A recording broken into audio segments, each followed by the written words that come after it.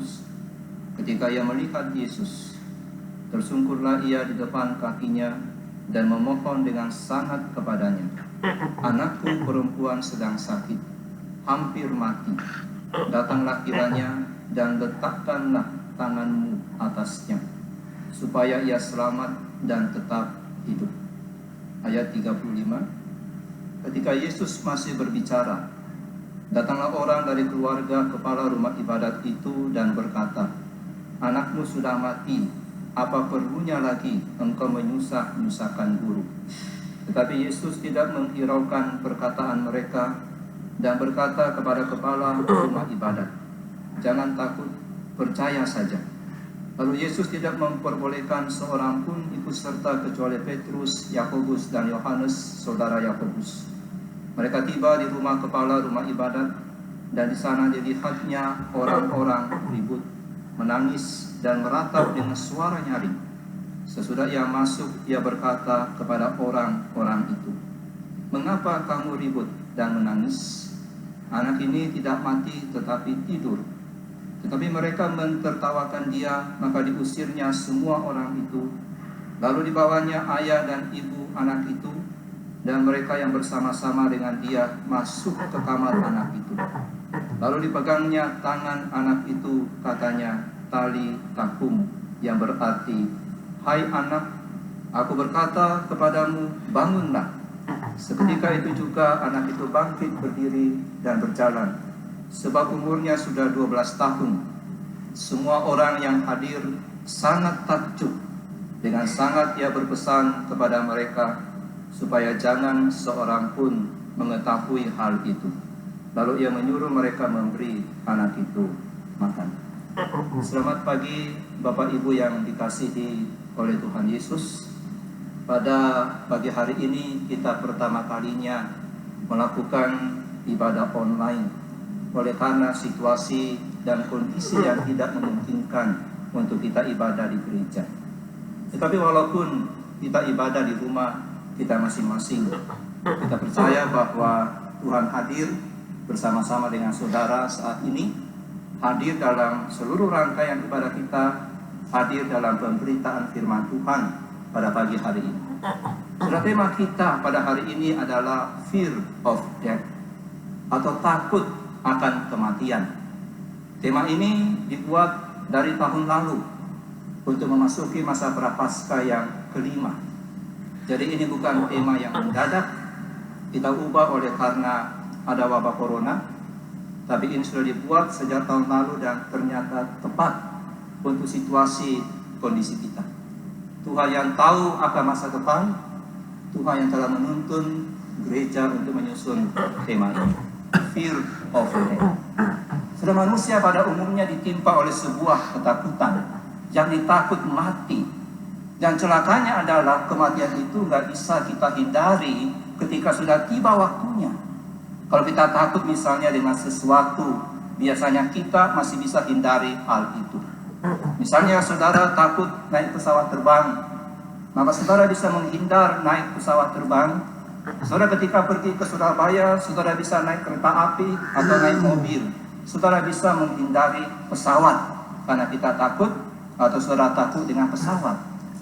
Kalau misalnya saudara takut pedas, takut cengek, maka saudara bisa menghindari pedas dan tidak makan cengek. Kita bisa menghindari akan hal itu. Tetapi ketakutan terhadap kematian itu berbeda. Kita tidak bisa menghindari atau sembunyi dari kematian. Ada seorang raja yang sangat takut mati. Dia tidak berani kemana-mana. Dia sembunyi di kamar. Tapi justru di kamar itulah dia mati karena digigit oleh serangga yang kecil yang berbisa. Ada juga seorang raja Israel yang bernama Ahab. Dia pergi berperang dengan memakai pakaian prajurit yang biasa dan bukan memakai pakaian kebesaran raja. Tetapi dia mati hanya oleh karena seorang prajurit lawan menembakkan panah dengan sembarangan, dan panah itu tepat kena ke jantung dia. Dan dia mati walaupun dia sudah berusaha menghindar dengan menyamar. Sudah kematian tidak bisa memang dihindari. Dan itu menimbulkan banyak ketakutan dari manusia. Pada waktu virus corona masih berada di Tiongkok, di Wuhan, kita tidak mau berpikir bahwa suatu waktu itu akan tiba di Indonesia. Kita nggak berani berpikir bahwa suatu waktu itu akan tiba di Bandung. Kita menghibur diri kita bahwa orang Indonesia kebal dengan corona karena suka makan temulawak, suka minum jahe, suka makan nasi padang. Kita menghibur diri kita dengan mengatakan kalimat-kalimat seperti itu. Kita menghibur diri kita dengan mengatakan orang Indo sudah jorok, jadi corona juga takut sama orang Indo. Tapi kenyataannya kemarin sore yang sakit oleh karena corona sudah mencapai 450 orang dan menyebar di 17 provinsi. Yang meninggal jauh lebih banyak dari yang sembuh. Kita nggak bisa menghindar dari penyakit ini dan sudah ada di kota Bandung. Fear of death, ketakutan akan kematian sedang dialami oleh seluruh orang Indonesia. Sudah kebanyakan orang-orang di Indonesia pasti takut dengan corona. Ada sih orang-orang yang tidak takut dengan corona, yakni mereka yang tidak tahu tentang apa itu corona. Mereka tidak takut karena mereka tidak mengerti. Dan ketika ditanya, tahu nggak apa itu corona? Mereka menjawab, iya, saya pernah lihat. Jadi mereka menganggap corona itu seperti bala-bala, seperti gorengan. Tapi orang yang baca berita dan memahami apa itu corona, saudara yang mengisolasi diri di rumah, yang ikut ibadah online hari ini, saya yakin mengerti akan hal itu. Dan itu menimbulkan ketakutan dari banyak orang. Karena corona itu menyebabkan kematian. Kita tidak takut dengan flu biasa, karena kita sudah biasa dengan flu, dan kita nggak mati karena flu. Kenapa orang takut dengan kanker? Karena itu menyebabkan kematian. Jadi alasan puncak dari ketakutan manusia terhadap apapun itu adalah karena di situ itu ada kematian. Setelah ini merupakan sebuah tanda bahwa kematian itu menakutkan. Pemakaman kremasi itu adalah hal yang paling menyedihkan dari semua pengalaman manusia. Ibrani 2 ayat 15 mengatakan bahwa semua manusia berada dalam perbudakan oleh karena takutnya akan kematian. Roma pasal 6 mengatakan bahwa seluruh manusia berada dalam perbudakan dosa, dan konsekuensi dari budak dosa itu adalah menjadi budak dari ketakutan akan kematian. Kematian tentu saja merupakan sebuah ketakutan yang menyebabkan timbulnya ketakutan yang lain, dan merupakan ketakutan yang final, ketakutan yang mengancam. Itulah sebabnya Ayub pasal 18 ayat 14 mengatakan kematian itu sebuah teror. Dan Mazmur 55 ayat 4 sampai 5 berkata, hatiku sangat gelisah, kengerian maut itu menghantui diriku. Aku diliputi oleh kegentaran, oleh ketakutan. Itu sudah seperti kematian, seperti hewan yang beracun, yang punya sengat. Dan mereka banyak orang yang ketakutan menghadapi kematian. Bahkan orang yang mau bunuh diri juga sebenarnya takut mati. Tapi apa boleh buat? Karena dia juga menghadapi fear of death. Takut akan kematian. Sebenarnya kita sebagai anak-anak Tuhan, bukan death-nya, bukan kematiannya itu yang berbahaya, karena kita ini sudah ditebus oleh Kristus. Tetapi fear-nya, ketakutannya itu yang jauh lebih mengancam. Kita memiliki terlalu banyak ketakutan. Tetapi dari nas yang tadi saya bacakan, kita bisa belajar bagaimana kita menghadapi situasi terburuk kita. Bagaimana mengatasi atau menghadapi ketakutan akan kematian. Bagaimana kita menghadapi situasi yang buruk yang kita alami. Hal yang pertama adalah kerjakan yang terbaik saat ini, dan jangan berlebihan memikirkan hal yang terburuk. Kerjakan yang terbaik saat ini, dan jangan berlebihan memikirkan hal yang terburuk. Selaku kita memang mesti mempersiapkan diri seandainya yang terburuk terjadi. Tetapi jangan kita berlebihan di dalam memikirkannya. Yang paling penting yang harus kita lakukan sekarang adalah lakukan yang terbaik sekarang ini. Apakah yang terbaik yang dilakukan oleh Yairus pada waktu itu? Dia melakukan yang terbaik saat itu adalah dia datang kepada Kristus. Yairus sudah memikirkan hal yang terburuk. Hal yang terburuk adalah anak sulungnya, anak perempuannya akan mati. Tetapi dia tidak terus dirundung oleh hal tersebut. Lalu dia tidak melakukan apa-apa, atau dia hanya menangis oleh karena hal itu. Tetapi dia melakukan suatu hal yang terbaik. Dia datang kepada Kristus. Itulah hal yang terbaik yang dia lakukan. Hal yang terbaik, dia datang dan memohon pertolongan Tuhan. Saudara, kita mungkin sudah banyak sekali memikirkan hal terburuk yang terjadi kalau sampai kita terpapar oleh COVID-19. Saya termasuk di dalam tipe ini. Saya sudah memanggil anak-anak saya dan memberikan pesan-pesan kepada kedua anak saya. Bukan pesan terakhir, saudara. Saya mengatakan seperti ini kepada kedua anak saya. Ketika kami sedang makan, saya berkata, kalian mesti jaga kesehatan. Kalau sampai kalian kena COVID corona ini, papa dan mama tidak bisa temani kalian di rumah sakit. Kalian akan diisolasi, akan sesak nafas, dan itu berlangsung bukan selama 5 hari seperti pada sakit DB, tapi itu akan berlangsung 14 hari, dan akibat paling buruk saya katakan kematian. Itu hal terburuk. Dan saya beritahu mereka, dan mereka pucat mendengarkan, dan saya mengatakan itu hal terburuk, tapi sekarang kalian mesti lakukan yang terbaik. Selama berada di rumah, minum vitamin, jangan begadang, dan setiap malam kita doa bersama-sama. Setiap malam. Sebab itulah hal terbaik yang kami lakukan. Kami berdoa setiap malam. Tetangga saya yang di belakang rumah setiap malam jam 9 mereka bernyanyi, dan saya yakin mereka juga berdoa setiap malam. Itu hal terbaik. Datang kepada Kristus. Kita memohon kepada Tuhan. Yairus tidak terus memikirkan hal yang terburuk, tetapi dia melakukan yang terbaik. Dia datang dan memohon belas kasihan Tuhan, memohon kesembuhan untuk anaknya itu. Dan pada hari ini ketika kita berada di masa yang sukar, baik itu oleh karena ancaman penyakit corona, dolar yang melambung naik tinggi, saham yang anjlok, dan juga harga barang yang sudah mulai naik. Dan kalau kita lihat grafik, ini masih awal. Kondisi ekonomi kita sekarang sudah mulai sulit.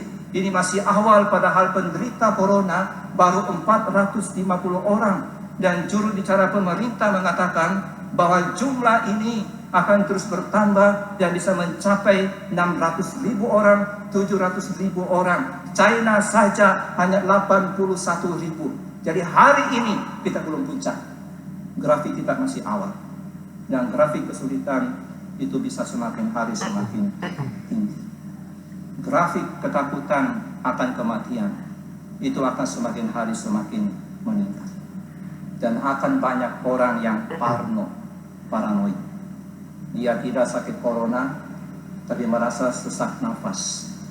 Padahal sakit mah. Dia tidak sakit corona, tapi terasa suhu tubuhnya tinggi. Hingga sehari 3 kali dia tembak ke dahinya. 35,5, puji Tuhan. 36, puji Tuhan. Enggak sakit corona, tapi merasa leher gatal. Banyak orang menjadi paranoid. Stres oleh karena corona. Mengapa mesti stres? Jangan terlalu memikirkan terlalu dalam dan sangat lama hal terburuk. Tapi hari ini lakukan yang terbaik yang bisa saudara lakukan. Jangan terlalu banyak membaca artikel corona lewat WA dan saudara kemudian mengabaikan untuk membaca firman Tuhan. Kita lupa membaca firman Tuhan, kita tidak ada waktu untuk datang kepada Tuhan, padahal kita punya banyak waktu sendiri bersama-sama dengan Tuhan. Kita terus mengamati perkembangan, kita terus terkungkung dan tenggelam dalam pikiran-pikiran yang terburuk, dan kita lupa datang kepada Tuhan. Kita nggak datang kepada firman-Nya, kita nggak belajar untuk beriman, iman kita nggak dikuatkan di situ. Sedialah pada masa pandemi corona ini, saudara jangan menjadi ahli corona. Tapi jadilah sebagai pribadi yang semakin mengenal Kristus, semakin dekat dengan Tuhan pada masa-masa ini. Jadi hal yang pertama dalam situasi kita yang buruk pada hari ini adalah kerjakan yang terbaik dan jangan berlebihan memikirkan hal yang terburuk. Hal yang kedua, ikut waktunya Tuhan. Di dalam masa ini ikut waktunya Tuhan. Waktunya saudara bukan waktunya Tuhan. Seringkali kita ingin sekarang, tapi Tuhan mengatakan tunggu. Dan inilah yang terjadi atas Yairus ketika dia datang kepada Kristus. Dia meminta supaya Tuhan ke rumahnya menyembuhkan anaknya yang sulung. Dia sedang sakit keras dan hampir mati. Tapi ternyata Tuhan Yesus tertunda. Tuhan Yesus terinterupsi oleh seorang wanita yang sakit pendarahan. Saudara, kita tahu dari teks waktu yang Tuhan pakai untuk berbicara dengan wanita itu memang tidak dituliskan berapa lama, tapi kita bisa menafsirkan bahwa waktu yang Tuhan pakai berbicara menangani wanita yang sakit pendarahan ketika Yairus datang menjumpai Kristus itu waktu yang cukup lama. Kenapa? Karena di rumah Yairus itu sudah dilakukan upacara perkabungan. Anaknya sudah mati ketika mereka tiba di sana. Pemain suling itu sudah ada, peratap itu sudah ada. Zaman itu kita tahu tidak ada WA dan informasi tidak bisa berlangsung dengan cepat. Tapi informasi itu dari mulut ke mulut. Tetapi ketika mereka tiba di rumah Yairus ternyata sudah penuh dengan orang. Duka cita sudah berlangsung dan sudah banyak peratap-peratap dan pemain suling di sana. Artinya Tuhan Yesus lama diinterupsi oleh wanita yang sakit pendarahan. Sudah pasti Yairus gelisah ketika Tuhan Yesus diinterupsi oleh wanita yang sakit pendarahan itu. Apalagi Tuhan Yesus memakai waktu yang cukup lama berbicara dengan wanita itu di depan orang banyak. Yairus pasti gelisah sekali, tetapi dia tetap mengikuti waktunya Tuhan. Dia tidak mendesak Tuhan Yesus. Dia tidak mengatakan, Tuhan, tinggalkan saja wanita ini, tolong anak saya Tuhan. Anak saya sudah hampir mati, dia menunggu. Tetapi Yairus tetap menunggu dengan sabar. Saya bisa memahami perasaan Yairus pada waktu itu. Kalau saudara tergesa-gesa bawa orang sakit ke rumah sakit, tetapi kemudian di jalan macet, dan setelah melewati kemacetan itu yang parah, ternyata orang yang dibawa ke rumah sakit sudah meninggal. Kita pasti gelisah sepanjang jalan yang macet. Kami kondisi itu saudara. Tuhan Yesus tenang-tenang menyembuhkan wanita itu dan berbicara dengan wanita itu. Tapi Yairus gelisah karena anaknya di rumah sedang sakit keras dan hampir mati. Dia tahu bahwa waktu itu begitu penting. Dia ingin sekali supaya Tuhan Yesus segera ke rumahnya karena anaknya kritis. Tetapi Tuhan Yesus menunda dan memilih melayani wanita yang sakit pendarahan itu. Dan benar saja saudara, karena Tuhan Yesus tertunda, maka putrinya meninggal. Ayat 35 mengatakan seperti ini. Ketika Yesus masih berbicara, datanglah orang dari keluarga kepala rumah ibadat itu dan berkata, anakmu sudah mati. Apa perlunya lagi engkau menyusah-nyusahkan guru? Saudara, kita mengatakan terlambat. Coba kalau tidak ada wanita yang sakit pendarahan, yang menginterupsi Tuhan Yesus, yang membuat Tuhan tertunda ke rumah Yairus, pasti anak Yairus akan sembuh. Tapi di sini kita bisa belajar waktunya Tuhan bukan waktunya saudara.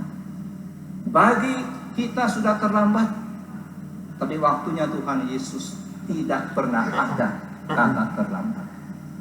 Dia memilih waktunya tersendiri. Bagi kita penundaan Tuhan berarti kematian, tapi bagi Tuhan penundaan bukan kematian, tetapi kehidupan dan memuliakan nama Tuhan. Saudara, Tuhan itu punya waktunya tersendiri. Tuhan Yesus bukannya tidak tahu bahwa anak perempuan Yairus butuh kesembuhan. Tuhan Yesus bukannya tidak tahu bahwa kalau dia terlambat anak itu akan mati. Tuhan tahu semua itu. Tapi Tuhan punya waktunya tersendiri untuk sampai ke rumah Yairus. Dia memilih melayani wanita yang sakit pendarahan, walaupun itu menyita cukup banyak waktu. Saudaraku, Tuhan Yesus bukan hanya sekali melakukan hal seperti ini. Di dalam Yohanes pasal 11 ayat 21, ketika orang-orang mengirim berita bahwa Lazarus sakit, Tuhan Yesus tidak langsung ke Betania, tetapi dia menunda selama 4 hari. Ini lebih gawat bagi saudara. Dia tiba di Betania, tempat Lazarus sakit, setelah Lazarus sudah mati selama 4 hari. Lazarus sudah dikubur, sudah membusuk, dia terlambat 4 hari. Dan semua orang berkata, sudah terlambat, sudah terlambat. Seandainya guru ada di sini, dia pasti tidak akan mati. Orang mengatakan sudah terlambat, sudah terlambat. Tapi Tuhan Yesus tetap tenang. Dia tidak terganggu. Karena dia punya waktunya tersendiri. Satu hal yang sangat luar biasa dari pelayanan Kristus adalah Tuhan itu tidak pernah tergesa-gesa. Yang tergesa-gesa kita. Tapi Tuhan tidak pernah tergesa-gesa. Dia bekerja sesuai dengan kehendaknya, sesuai dengan rencananya, dan sesuai dengan waktunya Allah Bapa. Dan Yesus sangat tenang dalam segala sesuatu. Saudara, ini yang seringkali kita gagal lakukan. Kita tidak mau mengikuti waktunya Tuhan. Kita ingin waktunya kita gelisah kalau Tuhan terlambat menolong kita. Ya, ini nasib alami manusia, di mana kita cenderung menginginkan supaya semuanya berlangsung secara instan, dan kita selalu tergesa-gesa dan tidak sabar. Kita semua ingin supaya segera dipenuhi apa yang kita inginkan. Sudah kita takut dengan wabah yang mengancam hidup kita. Kita ingin semua ini cepat berlangsung. Kita takut dengan kematian dari orang-orang yang kita cintai. Kita ingin mereka cepat sembuh. Kita takut dengan situasi ekonomi yang sulit. Kita ingin supaya ini semua cepat pulih. Tapi kita keliru, saudara, kalau kita ingin sesuai dengan waktunya kita. Dalam situasi yang terburuk yang kita alami, ikuti waktunya Tuhan. Tuhan tidak pernah tinggal diam. Saudara, satu hal mesti percaya, waktunya Tuhan itu waktu yang terbaik. Tuhan punya rencana yang khusus dalam setiap ketakutan kita. Ada hal yang Tuhan sedang kerjakan dalam hidup kita dan hidup orang lain. Kita jangan egois. Yairus datang dan ingin cepat-cepat Kristus ke rumah dia. Tapi ada hal yang Tuhan sedang kerjakan dalam diri perempuan yang sakit pendarahan. Demikian juga dalam hidup kita pada hari ini. Kita semua mengalami yang namanya wabah ini. Dan bukan hanya kita, ke seluruh bangsa kita dan dunia ini. Tuhan bekerja bukan hanya untuk kita, tapi Tuhan bekerja juga untuk orang-orang lain, bahkan yang belum percaya pada Kristus. Ini adalah waktunya Tuhan. Hari ini waktunya Tuhan. Wabah yang menyebar di Indonesia pada saat ini waktunya Tuhan. Ini waktunya Tuhan mengizinkan fear of death bagi banyak orang. Tapi yakinlah saudara, segala sesuatu akan indah pada waktu. Kita harus belajar percaya bahwa Tuhan kita pasti akan menggenapkan segalanya itu dengan tepat. Bahkan Tuhan tidak pernah terlambat. Tidak ada kata terlambat. Tapi Tuhan, walaupun kita mengatakan terlambat, tapi bagi Tuhan tidak pernah terlambat menyatakan kebaikan. Tetaplah setia dalam menanti pertolongan Tuhan. Jangan terpengaruh oleh lamanya waktu, tapi berfokuslah kepada Tuhan. Karena Tuhan gak pernah meninggalkan saudara, dan janjinya pasti akan digenapi pada waktunya. Sabarlah menanti pertolongan daripada Tuhan. Firman Tuhan mengatakan dalam Mazmur, nantikan Tuhan, kuatkan dan teguhkanlah hatimu. Nantikan Tuhan. Semua orang yang menantikan Tuhan tidak akan mendapat malu. Tuhan kita adalah Tuhan yang berkuasa atas segalanya, juga berkuasa atas waktu, dan Dia menentukan waktu yang terbaik untuk kita. Waktunya itu waktu yang paling baik untuk kita, dan segala sesuatu akan indah pada waktunya. Walaupun hari ini saudara tidak bisa menyelami apa yang Allah lakukan, tapi yakinlah, poin kedua ini, ketika semua berlangsung dengan buruk, tidak perlu tergesa-gesa. Ikuti waktunya Tuhan. Datang terus pada Tuhan. Berbicara pada Tuhan, dengarkan Dia berbicara. Hal yang ketiga, bagaimana kita menghadapi situasi buruk kita. Fear of death ini. Yang ketiga adalah tetaplah percaya. Walaupun yang terburuk sudah terjadi. Sudah terjadi, saudara. Hal yang terburuk sudah terjadi atas diri Yairus. Anak perempuannya satu-satunya sudah meninggal. Tidak ada lagi yang bisa dia lakukan. Orang-orang sudah mengatakan, kamu tidak usah menyusahkan guru karena anakku sudah mati.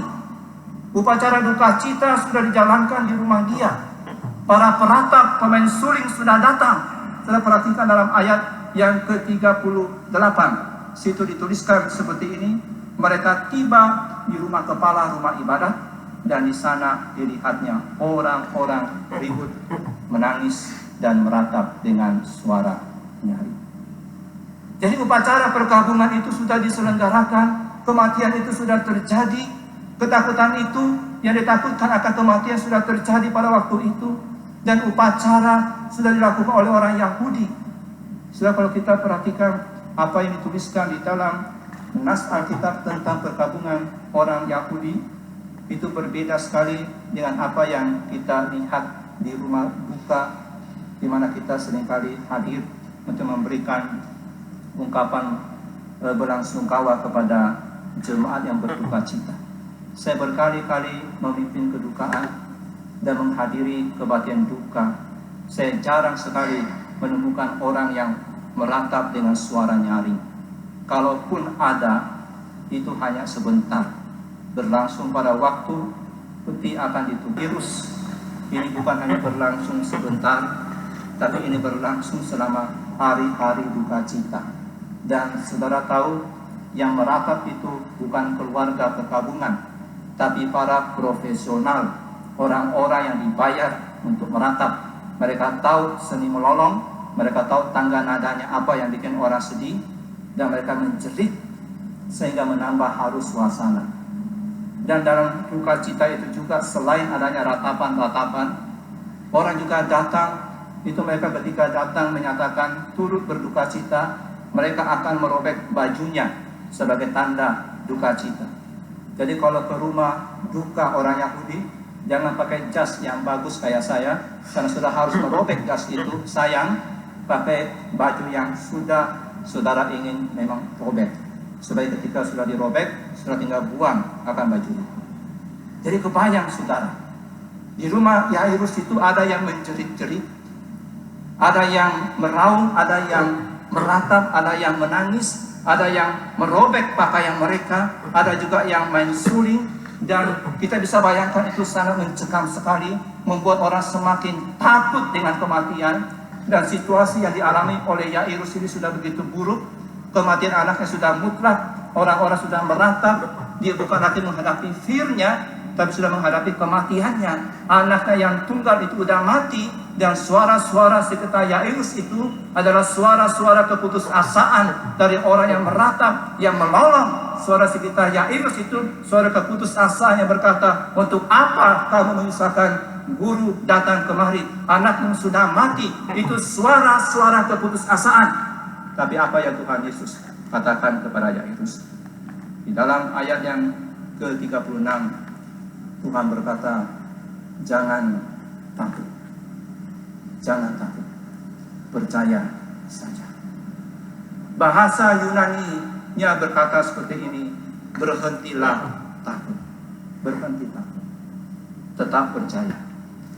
Ganti rasa takutmu dengan imanmu. Lawan keputusasaanmu dengan iman. Dan inilah yang Tuhan inginkan dari Yairus, berhentilah takut, terus percaya. Saudaraku, ada dua macam suara yang terus menggema di telinga Yairus. suara pertama sekali lagi suara keputusasaan. Tapi ada suara yang kedua, yakni suara yang berkata, jangan takut, tetap percaya. Tuhan Yesus mengajarkan kepada Yairus dan kita, ketika situasi kita sudah sangat buruk seandainya, jangan takut, tetaplah percaya. Yairus mesti tetap berpegang kepada iman dia dan tidak boleh menyerah kepada keputusasaan. Masa depan Yairus secara manusia orang dia sudah tertutup. Tapi ketika dia berada bersama dengan Kristus, masa depan itu masih terbuka. Surat iman bukan hanya sesuatu yang dimiliki oleh Yairus, tetapi sesuatu yang memiliki Yairus, yang membawa dia dari keputusasaan menuju kepada harapan. Dia dibawa oleh Tuhan Yesus ke kamar anaknya dia. Dalam ayat 40, Tuhan Yesus membawa Yairus dan istrinya masuk ke kamar anaknya yang sudah mati terbaring di sana. Dan Yairus melihat bagaimana Tuhan Yesus berkata kepada anak itu, Talita kum, yang artinya, hai anak, aku berkata kepadamu, bangunlah. Dan apa yang Yairus saksikan, saudara, sangat luar biasa. Seketika itu juga anaknya bangkit berdiri dan berjalan. Dan semua orang yang hadir menjadi takjub. Sudah betapa luar biasanya Tuhan kita Yesus Kristus. Malapetaka kita yang terburuk sekalipun dapat kita hadapi dengan tenang dan dengan beriman kalau saudara menghadapinya bersama-sama dengan Tuhan. Orang lain mungkin mentertawakan ketenangan saudara dalam situasi yang terburuk, tapi tertawa mereka akan berhenti kalau saudara tetap tenang dan percaya kepada Tuhan. Ketenangan kita dalam situasi yang paling buruk sekalipun itu bukan merupakan sebuah kesalahan. Itu bukan merupakan ketenangan yang tidak berdasar. Ketenangan kita adalah ketenangan yang punya dasar dan bukan kesalahan. Kenapa? Karena apa yang tidak mungkin bagi manusia, itu mungkin bagi Allah. Apa yang bagi manusia sepertinya tidak mungkin terjadi, itu bisa menjadi kenyataan kalau Tuhan ada di situ. Saudaraku, tidak ada yang tidak bisa kita hadapi di dalam hidup ini, termasuk di masa sulit ini. Ketika corona merebak dengan sangat luas, ekonomi terus semakin merosot dan banyak menimbulkan ketakutan bagi banyak orang. Tidak ada yang tidak bisa saudara hadapi, dan tidak ada yang tidak bisa saudara taklukkan dalam kasih dan di dalam kuasa Kristus. Tidak ada yang perlu saudara takutkan lagi, bahkan termasuk kematian pun, kalau kita percaya kepada Tuhan. Hal ini bukan berarti kita tidak akan mengalami kematian, tetapi iman kita akan memberikan kita sebuah pengharapan. Apapun itu, kita tidak perlu takut ketika hal terburuk terjadi dalam hidup kita, karena saudara dan saya adalah milik Tuhan. Baik kita hidup ataupun kita mati, kita adalah milik Tuhan. Roma pasal 14 ayat 8 berkata, sebab jika kita hidup untuk Tuhan, dan jika kita mati untuk Tuhan. Jadi baik hidup atau mati, kita adalah milik Tuhan. Apakah yang saudara takutkan pada hari ini? Apakah yang ditakutkan oleh bangsa kita pada hari ini? Banyak orang mungkin mengatakan kami takut dengan kematian. Janganlah takut. Percayalah kepada Kristus. Anak-anak Tuhan tidak takut hidup dan juga tidak takut mati. Karena baik hidup ataupun mati, kita milik Tuhan. Kalau kita ditanya mana yang lebih penting, mati atau hidup, bagi umat tebusan sama pentingnya. Karena kita baik hidup maupun mati, kita milik Tuhan. Mati adalah keuntungan dan hidup adalah Kristus. Hidup adalah kepercayaan yang Tuhan berikan. Dua-duanya sama pentingnya. Hal yang penting adalah pada hari ini, saudara jangan takut hidup dalam segala kesusahan yang saudara alami. Dan jangan takut dengan kematian. kalau itu suatu waktu mendatangi kita. Tapi tetaplah percaya kepada Kristus di dalam kondisi apapun itu. Dia mengasihi saudara, dia mengasihi seluruh bangsa kita. Kiranya di masa Prapaskah ini, di mana kita beribadah secara online dari rumah, saudara tetap bisa merasakan Tuhan Yesus mengasihi setiap saudara, dan saudara bisa tetap tenang dan percaya kepada Dia dalam segala situasi. Ingat kalimat Tuhan, jangan takut, tetaplah percaya. Mari kita berdoa.